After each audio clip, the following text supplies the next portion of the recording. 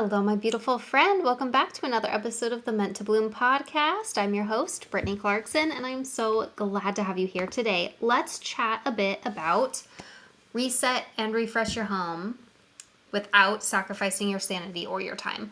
Okay, mama, I get it. Sometimes, oh my gosh, things just get away from you, whether it's because you've been busy during the month of May with all the things happening, or if you've been preoccupied with mental health struggles. Maybe you've just had a really bad period or a cold or just in a funk for a little bit. Maybe you've been experiencing burnout. Maybe you just chose time with your kids, really good, solid quality time, instead of keeping up on all the things your house requires from you. Doesn't matter how we got here. It's all good. It's all fine. We're going to keep on moving forward.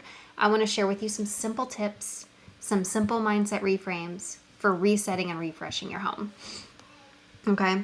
The last thing you want to do is go and lose your sanity over this. You don't want it to go making you crazy. So, I want to talk to you about using a priority matrix for your tasks. Okay? Let's just pause for a second, and how about we do a home tour?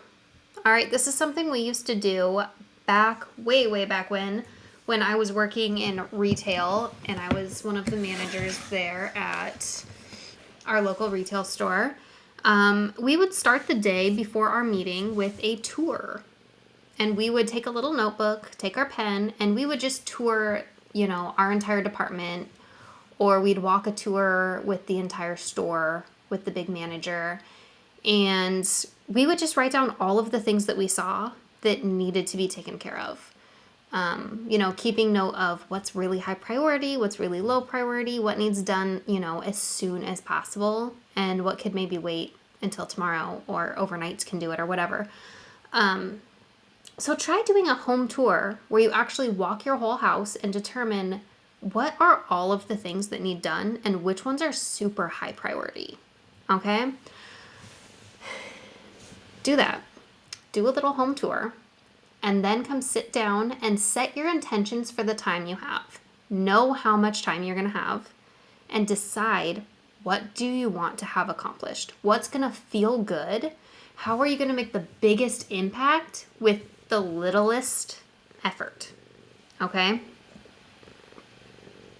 Use a priority matrix. I have gone over these before multiple times in the past. I'll link some episodes in the description that go over it as well. But essentially a priority matrix, you're going to take all those tasks and you're going to determine what is important and what is urgent and what is not. Excuse me. I've got not quite hiccups. Okay, don't worry about it. Keep moving forward. So, priority matrix, you're going to label your paper, unless you're going to get the printable that I've got available to you within the Bloom Room. Get the Stress Less Toolkit. There is a priority matrix at the back. But the link to join the Bloom Room is down below. It's totally free to join. And then one of the free resources in the free resource section, go ahead and grab the Stress Less Toolkit. There's tons of good stuff in there. The last page is a priority matrix. It's beautiful, simple to use. Use that. Or you can use your own piece of paper right now and just label the sections. All right, what is important and urgent is going to go in your top corner. And then you're going to have what is important but not urgent. And then you're going to have what is urgent but not important. And you're going to have what is not important, what is not urgent. You're going to take all of those things off of your home tour inspection, all those tasks you said needed done, and you're going to decide where do they fall on that matrix. Are they important? Are they urgent? Put them where they belong, okay?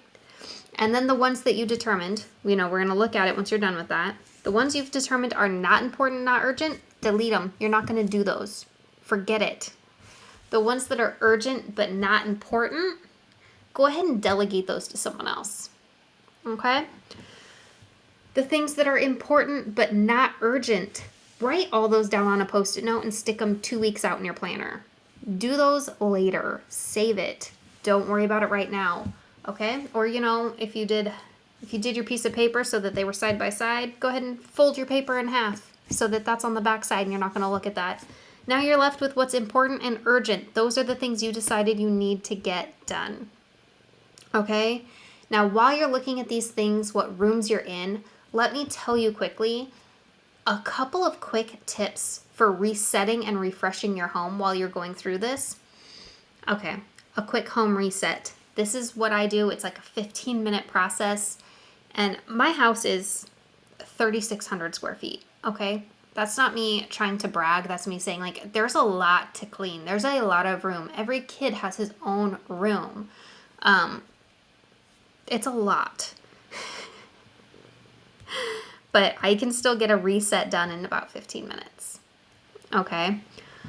So the reset is grab a trash bag and go pick up all the trash, empty your little trash bins, collect all of the garbage from everywhere in the house. And I mean, if you're like me, trash collects everywhere. Scoop it out from under the couch. We always have like string cheese wrappers everywhere because I have a kid who, if he's not standing by the trash when he peels it, he's going to forget to throw it away. So I get it. No shame if that's happening to you too. Go clean up all of those little bits. You know, if you find broken little toys along the way, go ahead and toss those too. So yeah, my reset is a 3-sweep process. Sweep 1 is the trash. Sweep 2 is go through and collect all the things that are in the wrong room and move them to the room they do belong in. So usually I use like an empty Amazon box or a laundry basket for this one, and go through and collect all the things that are where they do not belong. I usually have my kids, they each have a laundry basket from the dollar store. I'll have them bring theirs out and go collect all their toys and things that belong to them that they don't want to accidentally have thrown away or given away. I will tell them, come out and get these if they're important to you, to make sure that they don't end up where they do not belong. So they'll do that at the same time that I'm going around doing stuff. Kind of creates that sense of urgency for them to help clean up because they see me going around picking up things that are not where they belong to. And then the 3rd sweep is putting away things where they do belong. Sometimes this one will take a little bit longer, and I'll be honest, sometimes we keep all of the like extra little toys in the pantry because we have like a walk-in pantry that's got space for that. And it's kind of also just like a home, like an indoor tool shed, basically. It's all those things, batteries, light bulbs, all that kind of stuff is in there. Tools. But anyways, I'll be honest, and sometimes when I do this sweep, if I collect a bunch of toys that are, you know, loose stragglers, they're not exactly where they belong, I will just shove them in in like an Amazon box, and I'll put them in the pantry to deal with later. Because at least then they're out of sight, no one's tripping over them, they're not creating a bigger mess by getting dumped out again. They are, they're away, even though they're not away perfectly. I'll also go through and collect all of the dishes and put them in the sink or above the dishwasher and just wrangle them and, herd them into one central location. So that way I can still clean the rest of the counters. I can use the rest of the counters in the kitchen. Collect all the loose laundry and stick them in a hamper, that kind of stuff. But those 3 sweeps I can usually have done in less than 15 minutes, and it just makes the whole house like breathable. Okay, I always do that before I start like anything else home related. And it gets the floor cleaned up so I can vacuum. I can do anything at that point. I could make dinner, I could vacuum. I could sit and relax and be like, well, the house isn't that bad because I've done my reset. Okay, some quick ways to refresh the house. Pull all the curtains down and wash them. Wash the bedding. Swap out the bedding. Go from like your, winter to spring sheets. Things like that can really quickly refresh. Or like on a dime, you can always put together like a little Amazon collection of things and go ahead and order like a new pillowcase or something. Okay, but refreshing the pillowcases in a room, whether it's like your decorative pillows in your living room or in your bedroom, it's just a quick little, even adding like throw blanket. New pillowcases and a throw blanket. You can have that done in less than $50 sometimes. And it can just make such a difference walking into the room and be like, oh, that's nice. Sometimes a refresh is pull down all of the decorations and let your room breathe for a few days, maybe a week or two, and just have it be totally undecorated so that you can really feel into the room and get this blank canvas. And then you'll start thinking about like, okay, what pieces did I pull down that I really miss, that I really, really want to bring back? And then go back and redecorate. And maybe you'll decide some of those pieces weren't working, or maybe they weren't working where they were, or maybe you actually kind of secretly hated some of your decor and you'd love to get rid of it. Go ahead and do that. That's an easy way of refreshing, is just pulling down all the decor in a room. Maybe you want to rearrange the decor a little bit. Pull something from a different room because you decide, oh, that's going to look really good here. Those types of things. A third simple way to refresh a room is honestly add some live plants or fresh cut flowers. I always forget how delightful it is to have fresh cut flowers in my kitchen until I have them. And then I was like, oh my gosh, what was I even doing without this? So those are a few very simple reset, refresh methods. And keep in mind this whole time that slow progress is progress. The worst thing to do is create this huge, big, elaborate plan to just completely, redecorate and deep clean and declutter your house all at one time, and then to get 3 days in and get burnt out, get exhausted, have your body just slow down because, it needs a break and you've overdone it. That's the worst, and that's the best way to lose your motivation and to end up back where you started. So slow progress. Aim for slow. Do what you can with what you've got. Do not aim for perfectionism. Okay? Perfectionism is your worst enemy.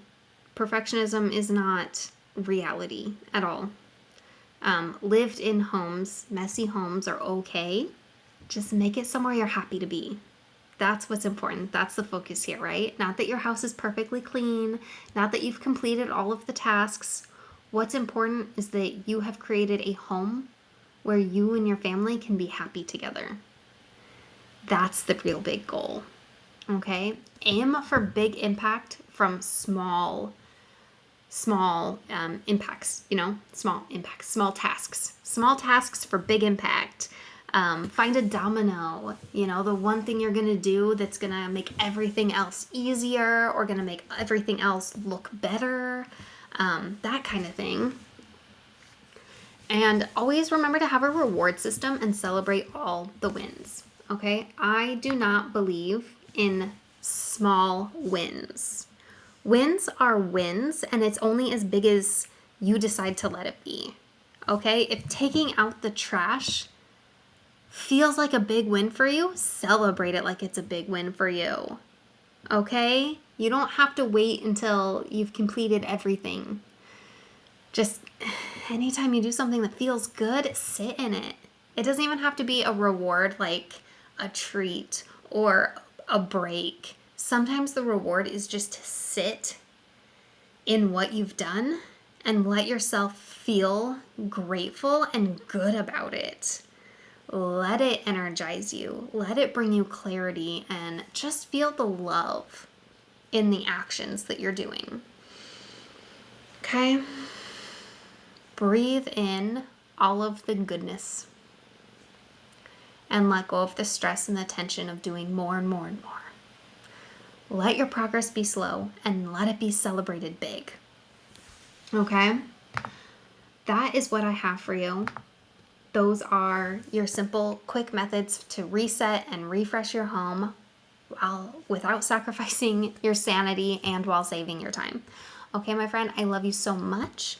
And I do want to say right now, I will mention it in all of the next episodes coming on up. Things are going to be changing around here. Okay? I am going to be taking a break through August and September. And when the podcast comes back in October, it's going to be very very different the way it is consumed and the way it is presented and the way that it is promoted, I guess. The overall message, the overall voice of it will remain the same, but it's going to get so much better, so much more bingeable, way more user-friendly, and it's going to be a very, very exciting experience. This is something that other people, I have not seen anyone else doing yet. I'm going to leave from here and go research if anyone else is doing it so that I can learn from them and see what has worked and has not worked from them so that I can do my very best at making this change up happen.